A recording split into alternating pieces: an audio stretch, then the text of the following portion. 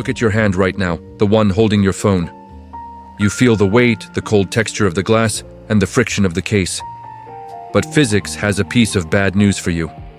In the entirety of your life, you have never actually touched anything. Not your phone, not your bed, not even the people you love. What you interpret as touch is nothing more than a sophisticated sensory lie.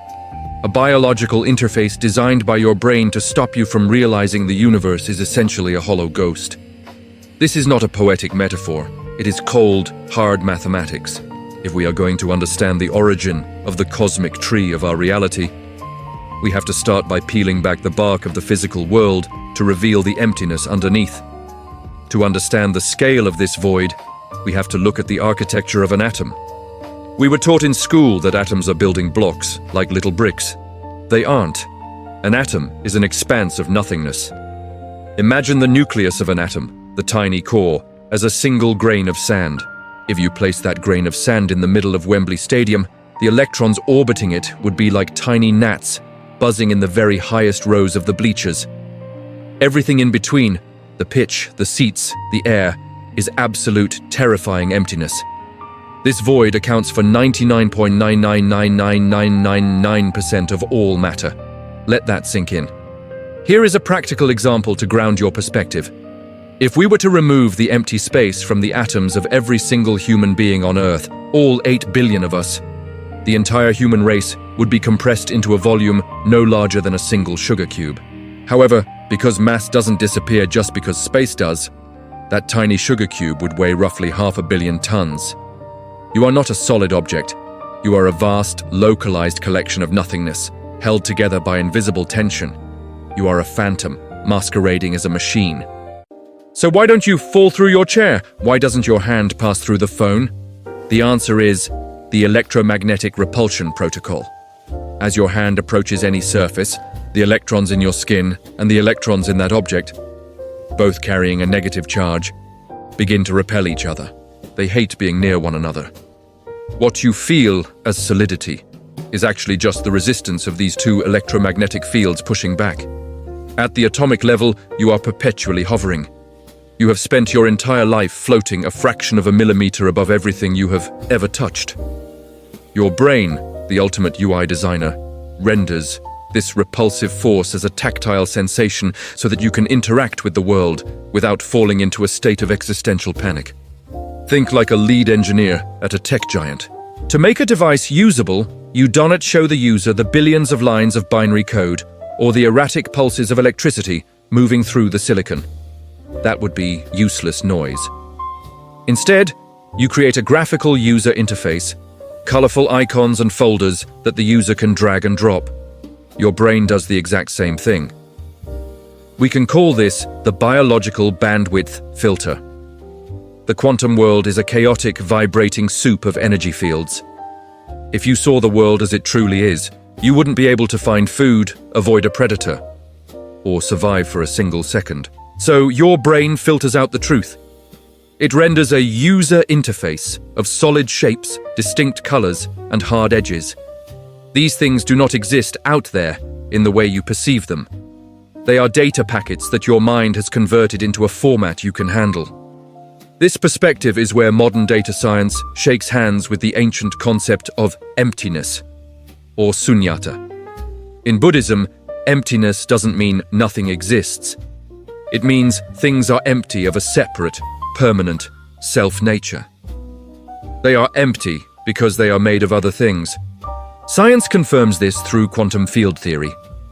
Imagine the cosmic tree not as a wooden object, but as the underlying operating system of the universe. The sap of this tree is the energy flowing through quantum fields. When the field vibrates at one frequency, it appears on your interface as light. At another, it appears as matter. There are no things in the universe, only activities within the field. Form is simply the field in motion. You think this body is yours, a permanent vessel for your life. But look closer at the hardware. You are not a static object, you are a flow. Science confirms that approximately 98% of the atoms in your body are replaced every single year. You breathe them in. You eat them. You drink them. You are essentially a localized whirlpool in a river of atoms. The water is constantly changing, but the shape of the whirlpool remains. The you that started listening to this and the you listening right now are physically different. You are a persistent pattern of information, a piece of code running on ever-changing hardware.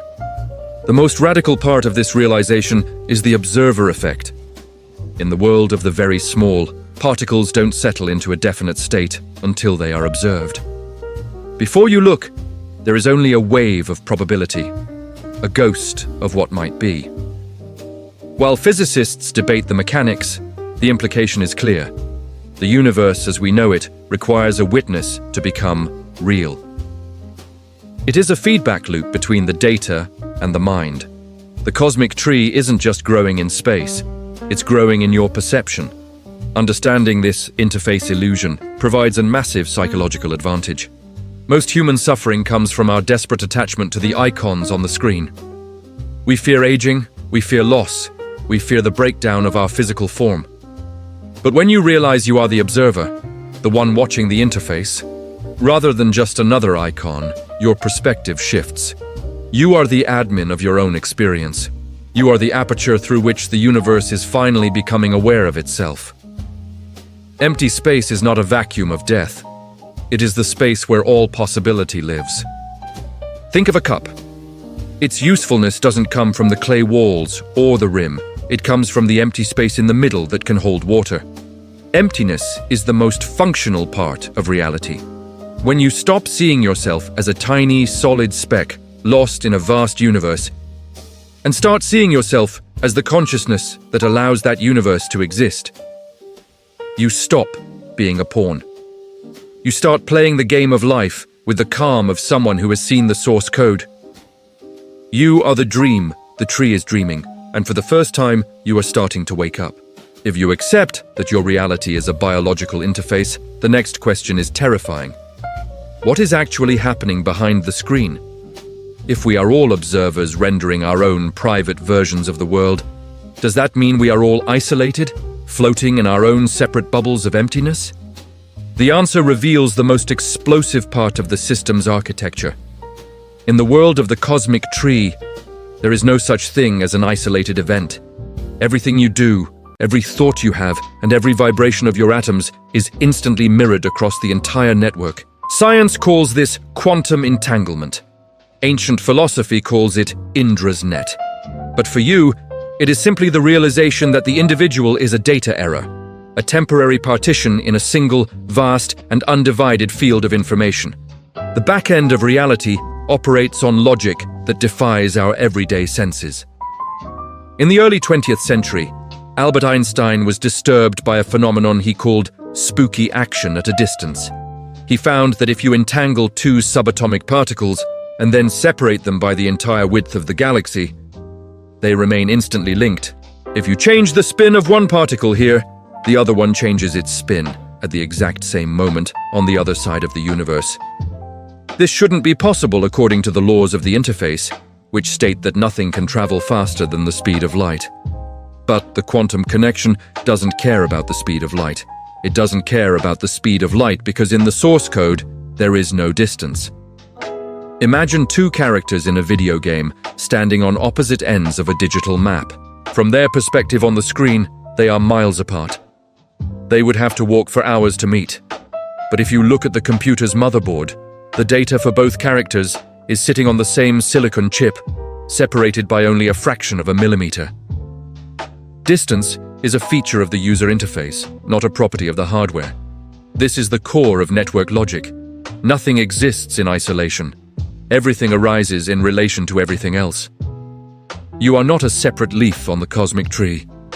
You are an inseparable expression of the entire root system. If you tug on a single thread of this network, the whole web vibrates. This is why your intentions and your state of being matter, not just to you, but to the integrity of the entire system. This leads us to a concept that sounds like science fiction, but is a serious pillar of modern physics called the holographic principle. This theory suggests that the universe is redundant. Every pixel of reality contains the blueprint for the whole. Think of a hologram on a credit card. It is a flat surface, but when you tilt it, you see a 3D image. If you were to cut that hologram into 1,000 tiny pieces, you wouldn't get 1,000 fragments of the image. Each tiny piece would still contain the entire image. This is the modernized version of Indra's net, a vast cosmic web where every knot contains a jewel, and every jewel reflects every other jewel in the universe. If you look deeply into the emptiness within yourself, you are looking at the same emptiness that birthed the Big Bang. You are not in the universe. You are the universe experiencing itself through a localized point of view. So, where does the self go? We spend our entire lives defending our ego, this idea that there is a permanent I separate from you.